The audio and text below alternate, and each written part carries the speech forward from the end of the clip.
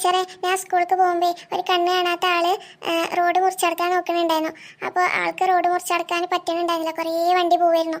അപ്പോൾ ഞാൻ ആ അപ്പൂപ്പൻ്റെ കൈ ഓടിച്ചിട്ട് അപ്പുറത്തേക്ക് കടത്തി. ആഹാ, ഗുഡ് ബോയ്. അതുകൊണ്ടാണോ നേരം വൈകി? ആ ടീച്ചറെ, അപ്പൻ്റെ ബാഗ് അവിടെ വെച്ച് മറന്നു പോയി. ആ അപ്പൂപ്പൻ അപ്പുറത്തേക്ക് റോഡ് ഇറക്കാൻ സഹായിച്ചപ്പോ അപ്പുറത്തെ സൈഡിൽ ആ ബാഗ് വെച്ച് പിന്നെ മറന്നു പോവുകയും ചെയ്തു. അത് കുഴപ്പമില്ല വിഷ്ണു, അതിന് സ്കൂളിട്ട് പോകുമ്പോൾ എടുക്കാട്ടോ. ഏതായാലും നീ സഹായിച്ചില്ലേ, അതന്നെ ഒരുപാട് നല്ല കാര്യമാണ്. ഇങ്ങനെ വേണം കുട്ടികളായാല്.